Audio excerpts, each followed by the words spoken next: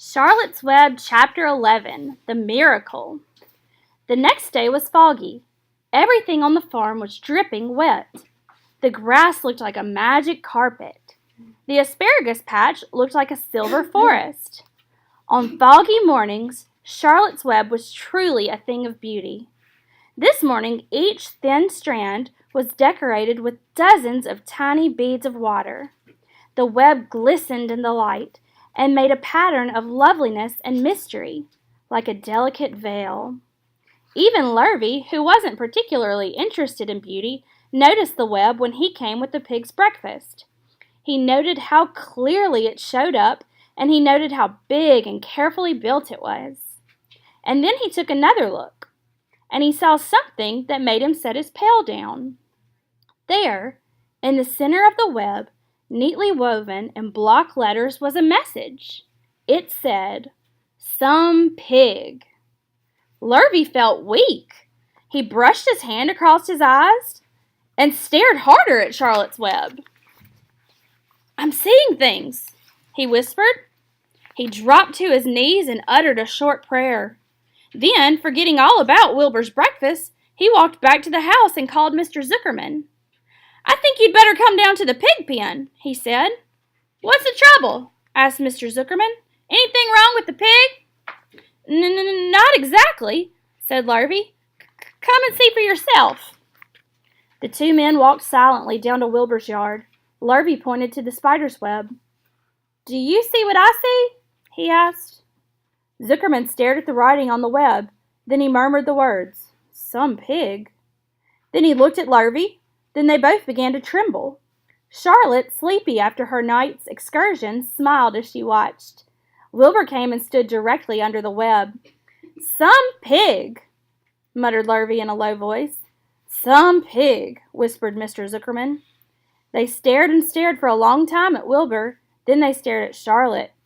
"You don't suppose that spider—" began Mr. Zuckerman. But he shook his head and didn't finish the sentence. Instead, he walked solemnly back up to the house and spoke to his wife.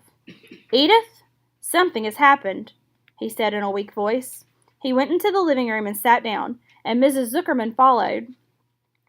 "I've got something to tell you, Edith," he said. "You better sit down." Mrs. Zuckerman sank into a chair. She looked pale and frightened. "Edith," he said, trying to keep his voice steady, "I think you'd best be told that we have a very unusual pig." A look of complete bewilderment came over Mrs. Zuckerman's face. "Homer Zuckerman, what in the world are you talking about?" she said. "This is a very serious thing, Edith," he replied. "Our pig is completely out of the ordinary." "What's unusual about the pig?" asked Mrs. Zuckerman, who was beginning to recover from her scare. "Well, I don't really know yet," said Mr. Zuckerman. "But we have received a sign, Edith, a mysterious sign. A miracle has happened on this farm. There is a large spider's web in the doorway of the barn cellar, right over the pig pen, and when Lurvy went to feed the pig this morning, he noticed the web because it was foggy, and you know how a spider's web looks very distinct in a fog. And right spang in the middle of the web, there were the words, 'Some pig.'" The words were woven right into the web. They were actually part of the web, Edith. I know, because I've been down there and seen them. It says "some pig" just as clear can be. There can be no mistake about it. A miracle has happened and a sign has occurred here on earth right on our farm, and we have no ordinary pig. "Well," said Miss Zuckerman, "it seems to me you're a little off. It seems to me we have no ordinary spider." "Oh no," said Mr. Zuckerman. "It's the pig that's unusual. It says so, right there in the middle of the web." "Maybe so," said Mrs. Zuckerman. "Just the same, I intend to have a look at that spider." "It's just a common gray spider," said Zuckerman. They got up and together they walked down to Wilbur's yard. "You see, Edith? It's just a common gray spider." Wilbur was pleased to receive so much attention.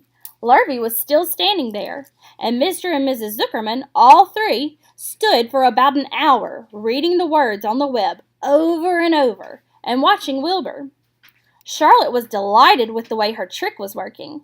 She sat without moving a muscle and listened to the conversation of the people.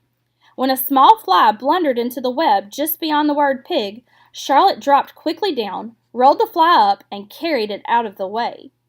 After a while, the fog lifted. The web dried off, and the words didn't show up so plainly. The Zuckermans and Lurvy walked back to the house. Just before they left the pig pen, Mr. Zuckerman took one last look at Wilbur. "You know," he said in an important voice, "I've thought all along that pig of ours was an extra good one. He's a solid pig. That pig is as solid as they come. You notice how solid he is around the shoulders, Lurvy?" Sure I do," said Lurvy. "I've always noticed that pig. He's quite a pig." "He's long and he's smooth," said Zuckerman. "That's right," agreed Lurvy. "He's as smooth as they come. He's some pig."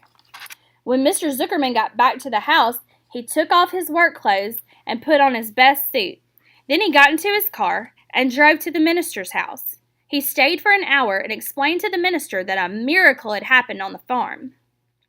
"So far," said Zuckerman, "only 4 people on earth know about this miracle. Myself, my wife Edith, my hired man Lurvy, and you."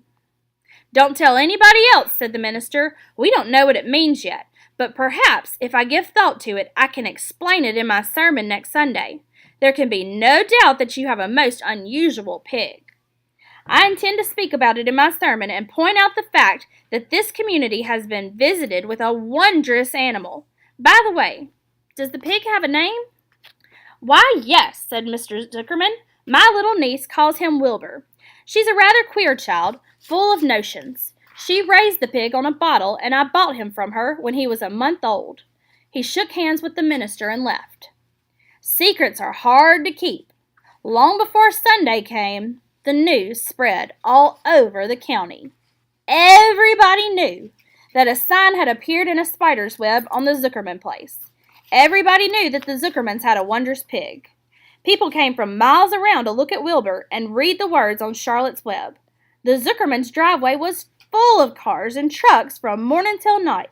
Fords and Chevys and Buick Roadmasters and GMC pickups and Plymouths and Studebakers and Packards and DeSotos with gyromatic transmissions and Oldsmobiles with rocket engines and Jeep station wagons and Pontiacs.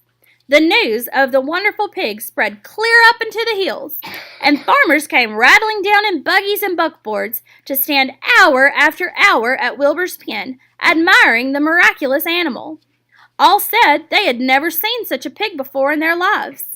When Fern told her mother that Avery had tried to hit the Zuckerman spider with a stick, Mrs. Arable was so shocked that she sent Avery to bed without any supper as punishment. In the days that followed, Mr. Zuckerman was so busy entertaining visitors that he neglected his farm work. He wore his good clothes all the time now, got right into them when he got up in the morning. Mrs. Zuckerman prepared special meals for Wilbur. Lurvy shaved and got a haircut, and his principal farm duty was to feed the pig while people looked on. Mr. Zuckerman ordered Lurvy to increase Wilbur's feeding from 3 meals a day to 4 meals a day. The Zuckermans were so busy with visitors, they forgot about other things on the farm. The blackberries got ripe, and Mrs. Zuckerman failed to put up any blackberry jam.